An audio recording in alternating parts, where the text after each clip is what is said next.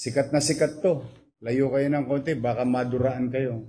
Today we're presenting you the following suspects under warrant and the most famous, the group doing things, committed crimes against property in the city. You are not welcome in the city of Manila.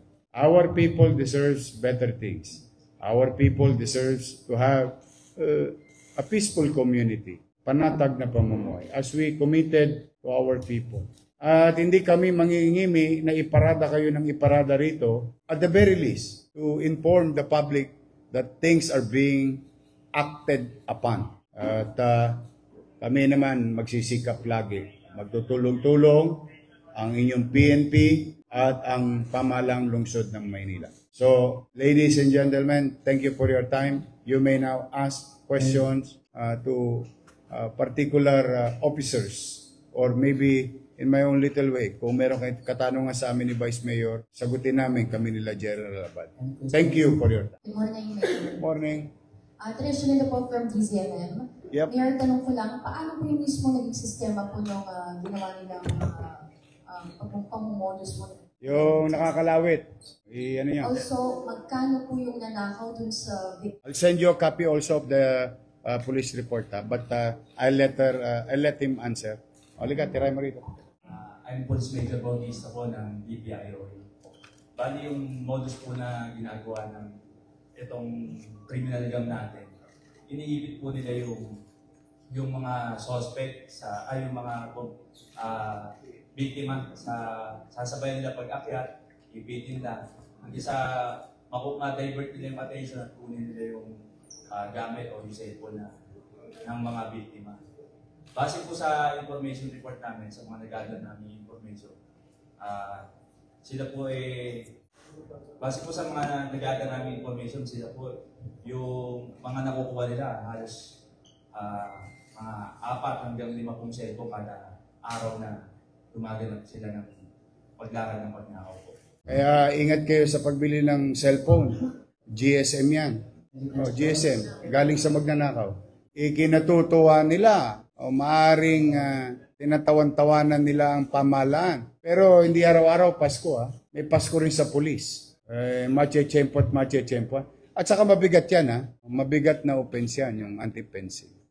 Lalo na pag may kumpirmadong complainant, we will pursue. Alright mga kababayan, so napanood nyo po itong live ni Mayor Isko Moreno Dumagoso ngayong umaga po. After po yan ng flag raising ceremony na ginagawa po every Monday dito po sa Manila City Hall. At nakita po natin na pinresenta po ni Mayor Isko ang ilan sa mga nahuli o mga nasakote ngayong araw na ito na may kaso sa illegal drugs, kung ano pa yung mga pang-totolongges nila dito sa lungsod ng Maynila, and also itong pinaka-famous po na criminal gang natin na ang Dura-Dura Gang. So matagal ko nang napapanood tong Dura-Dura Gang at marami na tayong nalalaman patungkol nga din dito sa criminal gang na ito, no? Dahil hindi lang naman ngayon lang nagsimula itong mga ito, kundi matagal na din po, no? Marami nang nahuli sa kanila sa Pasay, sa Cavite. So yung modus nila dito mga kababayan, ilan sa mga articles na nabasa natin at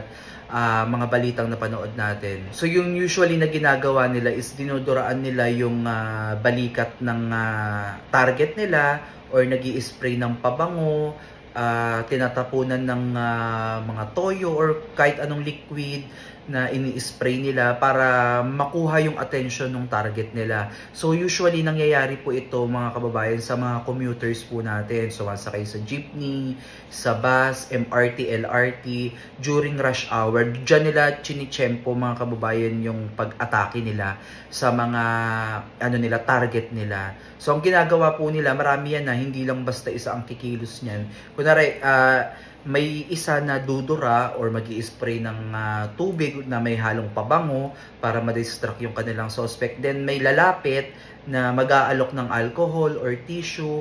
So parang kakalabasan nun, parang good Samaritan no? Parang may magmamagandang loob sa kanila after nung may gumawa nun. So, habang nagpupunas, for example, inabutan ng tissue, tapos nagpupunas na yung target nila, doon na nila gagawin yung kanilang motibo. Yung kukunin yung cellphone, kukunin yung wallet, kung ano pa yung mga pwede nilang makuha dito sa kanilang target. Then eventually, malalaman na lang nung kanilang tinarget na nawawala yung kanilang cellphone at yung kanilang mga wallet. So napakagaling netong gang na to, na itong grupong to, napakagaling nito dahil mabilis po silang kumilos, no? At marami pong nagpatotoo niyan na marami daw silang experience about dito sa Dura-Dura Gang. So sa mga ganitong pagkakataon mga kababayan, napakahirap talagang magtiwala, lalo na kung ikaw ay aalis mag-isa. Tapos babiyahe ka ng malayo, makikipagsiksika ka sa maraming tao. Dapat nasa isip mo na kagad yung mga ganitong scenarios na kung sakaling mangyari sa'yo, huwag ka kagad magpapadala. At ang pinaka-importante mga kababayan, no, kung mangyari man sa inyo to, lagi nyo tatandaan na huwag na kayong makipagkumpronta, huwag kayong lalaban kasi baka sila ay armado at iyan pa yung ikapahamak nyo. Tandaan nyo na yung gamit na makukuha sa inyo ay maaari nyo naman din mapalitan pa yan. Pero yung buhay, hindi na maibabalik yan kung sakaling sila ay makapanakit. No? Kasi yung mga yan, ano na yan, halang na yung mga bitukan yan, mga ano na yan, kumbaga yung buhay ng mga yan ay mga patapon na. No? Dahil ganyan yung ginagawa nila eh. So, it's a matter of choice na sila ay mahuhuli, mababaril, mapapatay, bahala na si Batman kung sila ay makakaligtas. So mabigat din tong grupo na to at lagi pong pinag-iingat ng publiko sa mga ganitong modus. At hindi lang naman ito yung modus, hindi lang Dura-Dura Gang yung naglilipa na ngayon sa ating lugar. Napakarami pa, marami pang mga ano diyan, budol, napakarami, laglag barya, alam niyo yun, 'di ba? So napakarami, no. Pero itong nasa kote po ni Mayor Isko, isang malaking pagpapakita ng tagumpay po ng ating peace and order dito sa lungsod ng Maynila, na maibigay niya yung best of the best, no, para sa atin. At malaking bagay na may mga ganitong nahuhuli dahil pagpapakita lamang po na may gobyerno po dito sa Maynila. Kahit magtago sila, kahit na sila ay maaari nakaligtas sa ibang lugar at dito po nagtago sa Maynila, ay talagang mahuhuli at mahuhuli po sila.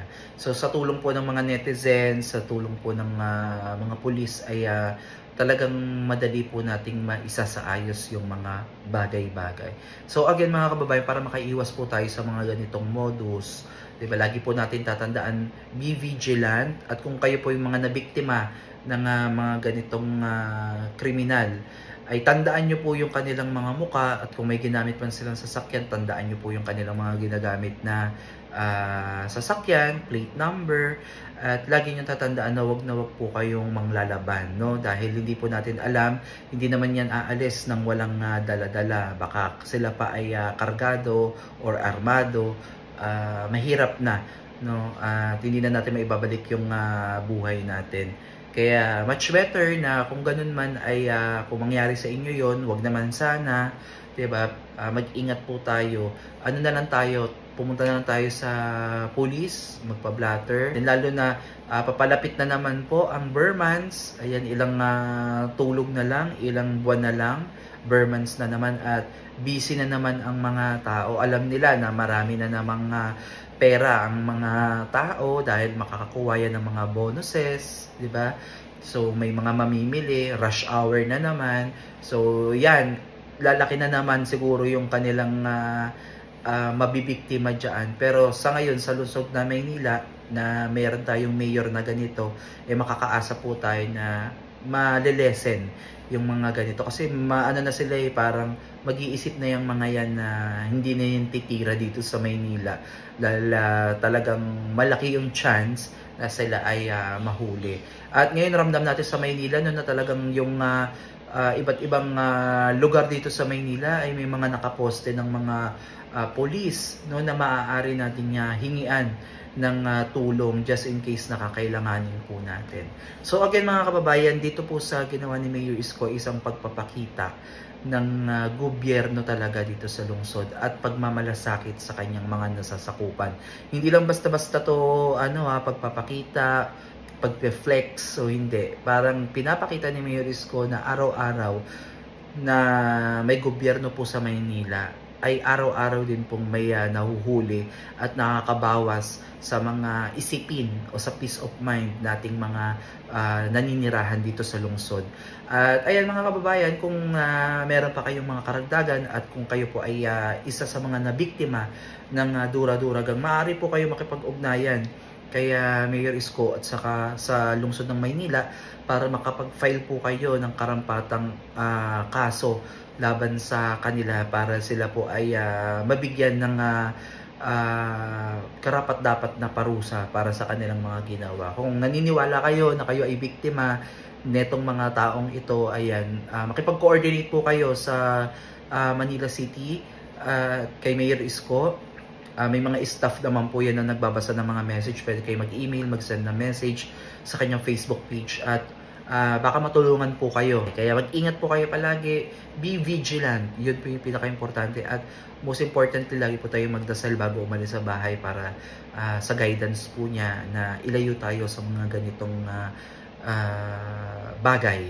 No, na iligtas tayo sa ating pagbiyahe, na makarating ng safe sa ating pupuntahan at makauwi din pabalik sa ating mga tahanan. So again, maraming salamat mga kababayan, and please don't forget to subscribe sa aming mga YouTube channel, sa Coppers Vlog, Kuya J, and Manila Reborn. God bless everyone. Bye-bye.